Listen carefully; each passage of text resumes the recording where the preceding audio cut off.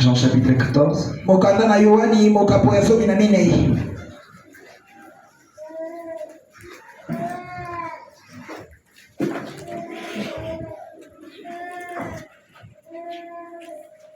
Nous commençons au verset 4. Je lis au nom du Seigneur Jésus. Je lis au nom du Seigneur Jésus. Vous savez où je vais. Et vous en savez le chemin. Thomas lui dit, Seigneur, nous ne savons pas où tu vas. Comment pouvons-nous en savoir le chemin? Jésus lui dit, je suis le chemin, la vérité et la vie. Nul ne vient au Père que par moi. Si vous me connaissiez,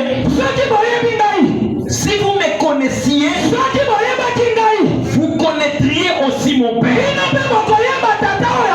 Si vous me connaissiez, vous connaîtriez aussi mon Père. Et dès maintenant vous les connaissez. Et vous l'avez vu. Oh, nous l'avons vu. Philippe lui dit, Seigneur, montre-nous le Père. Et cela nous suffit. Jésus lui dit, il y a si longtemps que je suis avec vous. Et tu ne m'as pas connu, Philippe. C'est lui qui m'a vu. A vu le Père. Comment dis-tu? Montre-nous le Père. Ne crois-tu pas que je suis dans le Père? Et que le Père est en moi? Sinon, croyez du moins, c'est ça? Non. Les paroles que je vous dis, je ne les dis pas de moi-même. Et le Père qui demeure en moi, c'est lui qui fait le zèle. Dieu notre Père. Alors que la question a été posée ces jours-là. Seigneur, montre-nous le Père et cela nous suffit. Tu as dit, depuis longtemps que je suis avec vous. Père, nous voulons que nous aussi nous puissions vivre cette expérience que les disciples ont vécue ces jours-là. Et tu as dit, ne croyez-vous pas que je suis dans le Père et que le Père est en moi? Seigneur, nous voulons te voir, te manifester. Nous aussi, nous avons la même chose dans le cœur. C'est de voir le Père. Qu'il se révèle à nous ce soir et que chacun de nous entre en contact avec lui. Et qu'il guérisse nos maladies. Qu'il nous donne la solution à nos problèmes. Le grand Jéhovah Jireh qui vienne pourvoir à nos besoins. Et que ta main qui n'est pas courte puisse toucher chacun de nous. Toi le Dieu des Riphins, nous croyons que tu agis au travers de la parole. Pendant que la parole sera en train d'être prêchée, Seigneur, que cela communique la vie. Et que chacun de nous se sente touché au nom du Seigneur et Sauveur Jésus-Christ. Amen. Nous pouvons nous asseoir. Montrez-nous le Père. Et cela nous suffit. On peut acclamer pour la parole. Ces jours-là, Jésus était en train de parler. Il a dit, vous connaissez où je vais. Vous connaissez aussi le chemin. Thomas a dit, Seigneur, nous on ne connaît pas. Comment on peut connaître le chemin? Il a dit, moi ici je suis le chemin, la vérité et la vie. Nul ne vient au Père que par moi. Philippe pose la question. Il dit, Seigneur, tu nous parles très souvent du Père. On a suffisamment entendu parler du Père. Mais maintenant, montrez-nous le Père. Et cela nous suffit. Jésus a dit, Philippe, il y a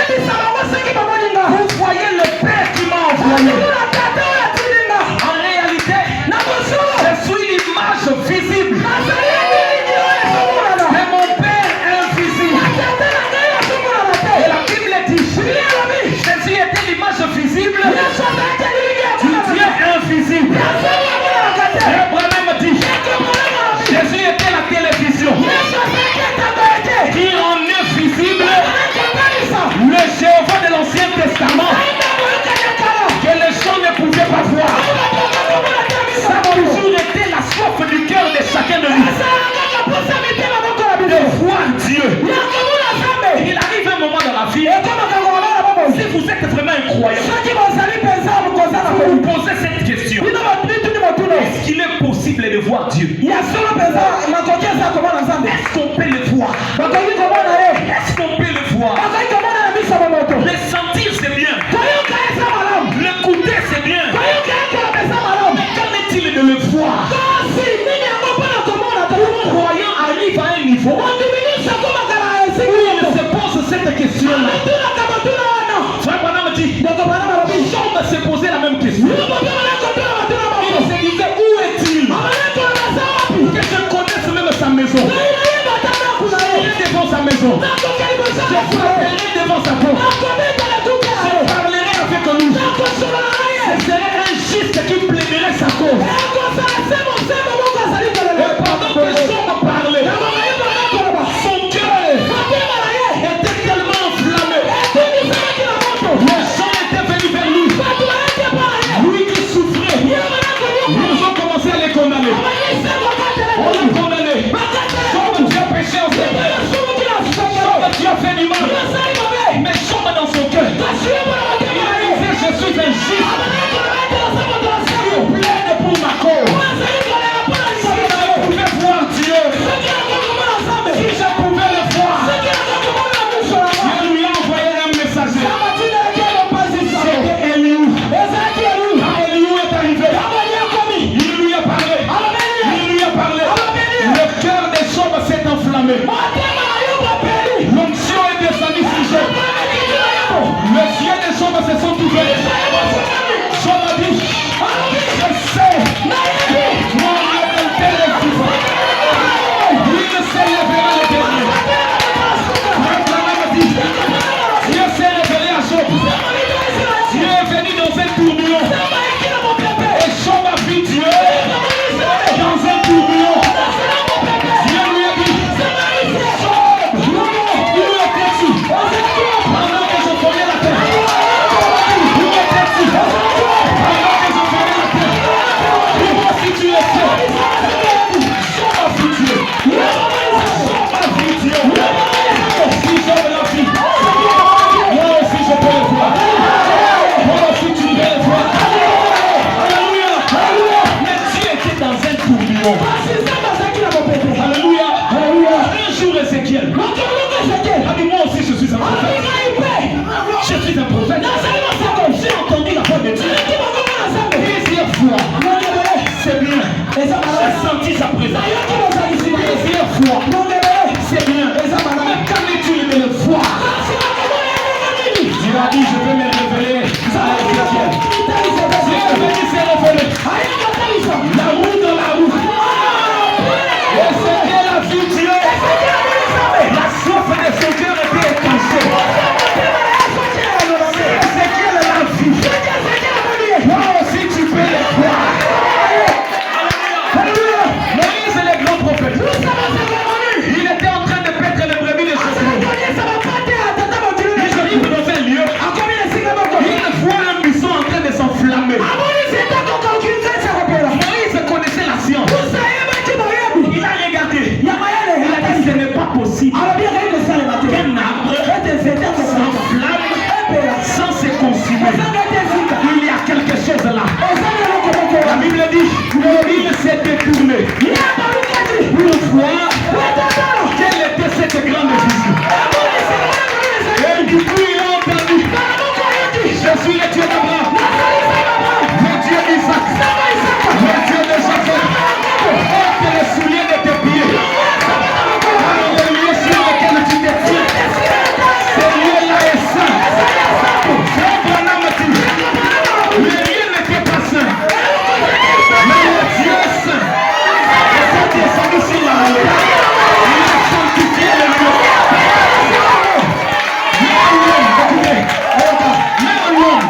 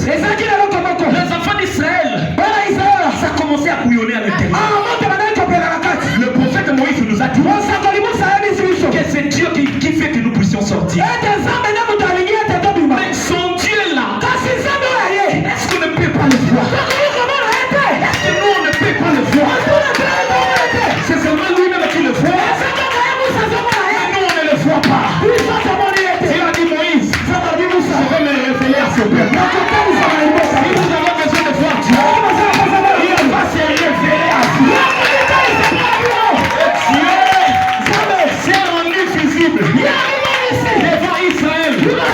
La nuit par la colonne de feu. Le jour par la nuée de gloire. Et Israël voyait comme ça. Il voyait la colonne de feu. Il voyait aussi la nuée.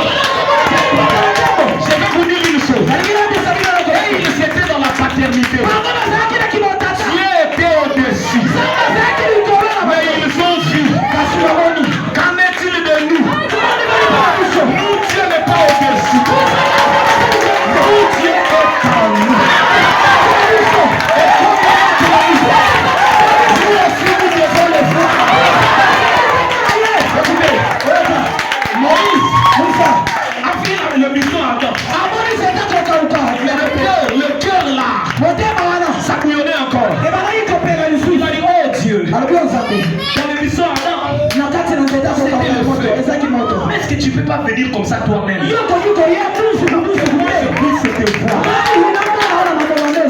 dit, Moïse, monte sur la montagne. Mais Moïse, me voir là dans le visage, c'est pas encore le moment. Mon visage est réservé pour un temps précis. Mais néanmoins, comment tu as demandé? Viens sur la montagne. Moïse arrive sur la montagne. Il attend de voir Dieu. Quand Dieu est venu, il lui a donné le dos. Je lui ai dit, le visage c'est réservé pour un temps. Moïse n'a vu que la mer, le dos de Dieu. Mais nous, dans ce temps de la face, nous avons vu le visage. Nous avons la lumière. Le visage de Dieu. Nous avons vu son visage. Il s'est révélé à nous. Cette colonne de feu, ce n'est pas seulement pour nous. Cette colonne de feu est avec chacun de nous.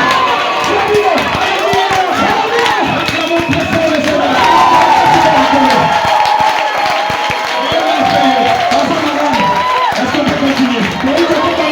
Est-ce qu'on peut continuer? Ils ont des cris de joie.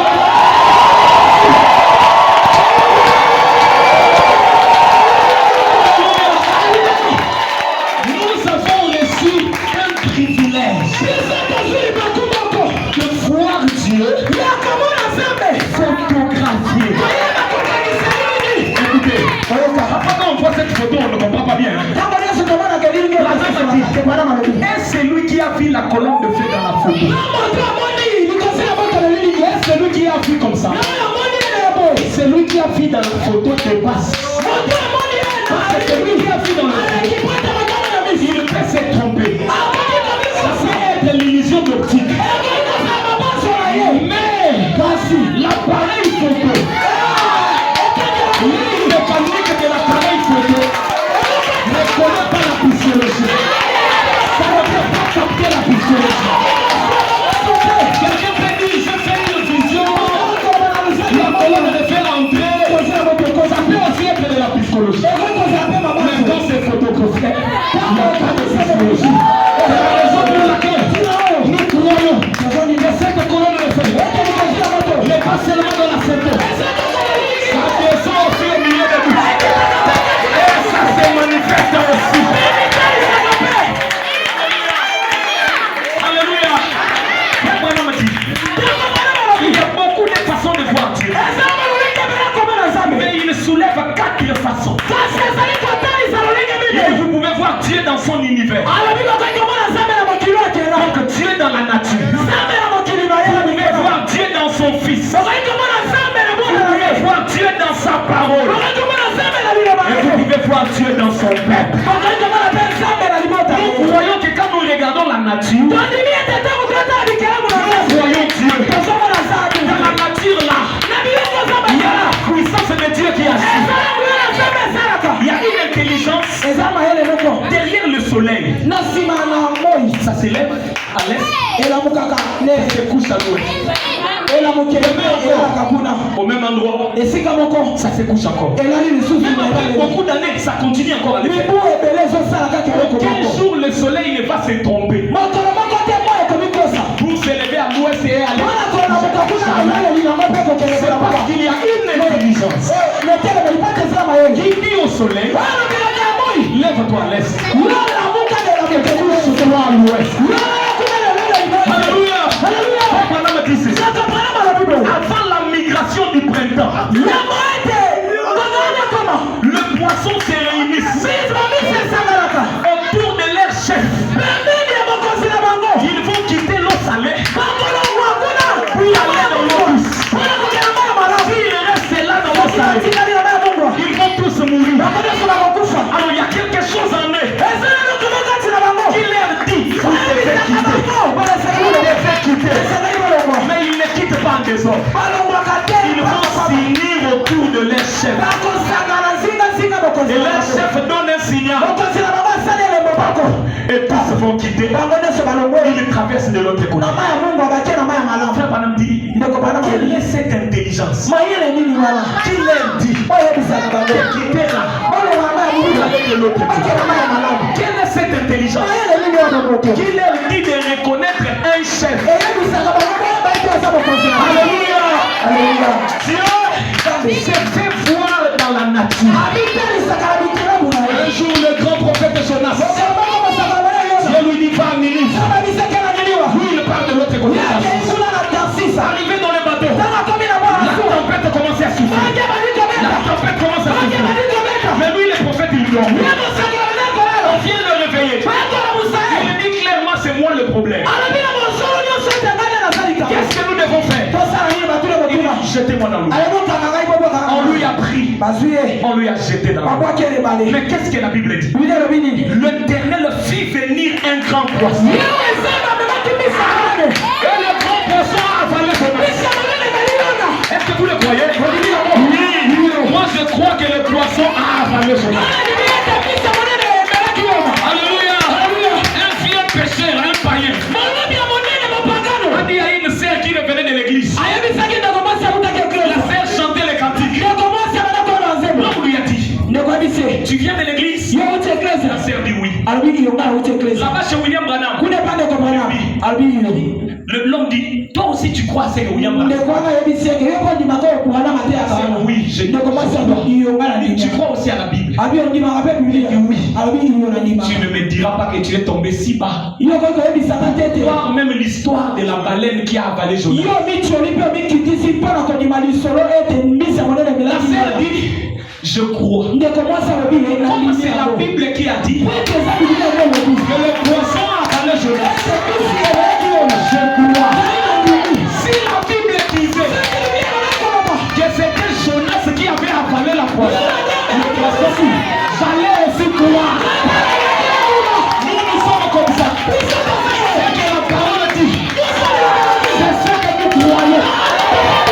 Nous savons que Dieu dans la nature, Dieu est aussi dans sa parole. S'il dit une chose, c'est la vérité. Et la Bible dit encore, l'Éternel parla au poisson. Et le poisson vomit Jonas sur Ninive. C'est là. Donc, Missy pas yoki mongo mon azam. Missy pe asali mon azam. Ce qui Missy a fait mon mongo mon azam. Et mon mongo il va tenir la image de l'homme. Akeli l'image de l'homme. Si le poisson écoute, moi aussi j'écouterai. Si le poisson est connu, moi je serai plus que connu. La Bible dit, ceux qui sont conduits par l'Esprit de Dieu, ils sont fils de Dieu. Dieu est dans sa nature. C'est pour moi un enfant. Il avait entendu tellement parler de Dieu. Il est allé poser la question à sa mère. Maman, est-ce qu'il est possible de voir Dieu?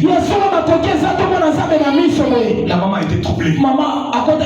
La maman dit non. Maman le bique. On va demander à la monitrice. Mon tour n'a aucun retour dans maman mon qui s'est habillé dans La ma femme le codine. Moi la qui est couleur. Est-ce qu'il est possible de voir Dieu?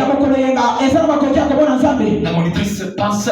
Ah mon qui s'est Ça tu vas demander au pasteur. Alors mon tour n'a tout n'est pas. L'enfant est allé vers le pasteur. Moi la qui est pas mon kengeli. Pasteur. Mon kengeli. Est-ce qu'il est possible de voir Dieu? Le pasteur lui dit non. Personne ne peut voir Dieu. Si tu vois Dieu, tu meurs. Si on ne le voit pas, personne ne peut le voir. Moi, je ne me maraville jamais. L'enfant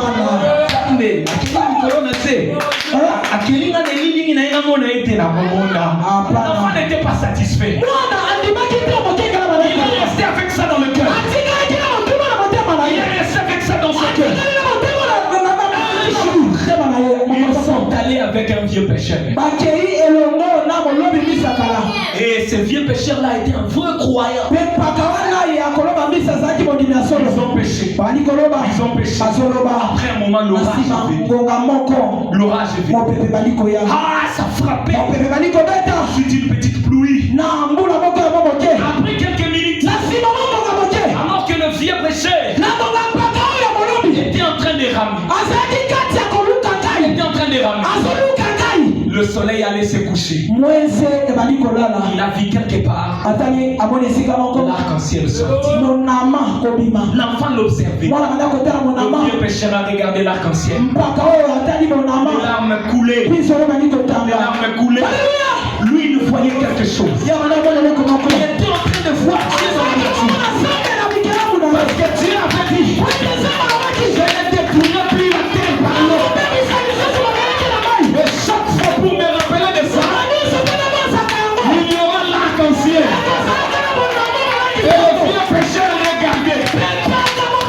L'enfant s'approche. Il lui dit, je voulais te poser une question. Maman n'a pas pu répondre. La monitrice non plus. Le pasteur n'a pas pu répondre. Est-ce qu'il est possible de voir Dieu? Le vieux pécheur a essuyé les larmes. Il a encore regardé l'arc-en-ciel. Il a encore regardé le soleil qui allait se coucher. Il lui a entouré de ses bras. Il lui a dit, mon fils, depuis ces 40 dernières années, tout ce que je vois, je ne vois que Dieu. Il était tellement rempli à l'intérieur qu'à l'extérieur il commençait à voir Dieu.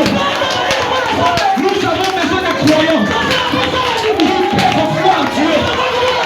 Parce que Philippe avait le même souci. Il a dit, montre-nous le Père. Nous voulons le voir. Montre-nous le Père. C'est là nous suffit. Est-ce que je peux vous dire une chose?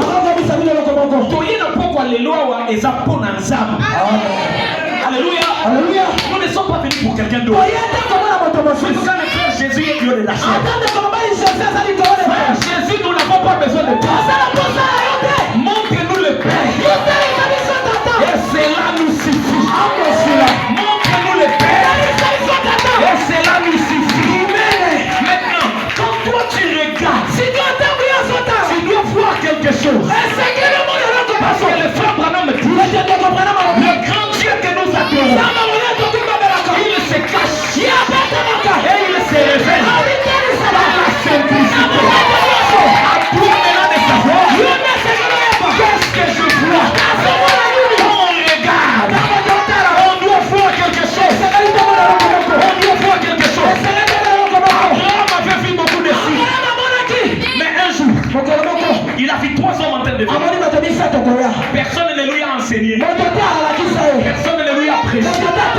Dès qu'il a vu le 3 hommes, Abraham s'est dit en lui-même, c'est lui qui est au milieu. Ce n'est pas un homme normal. C'est Elohim dans la chair humaine. C'est Elohim dans la chair humaine. Et quand il est arrivé, il s'est prosterné. Il a dit, mon Seigneur. Personne ne lui avait dit.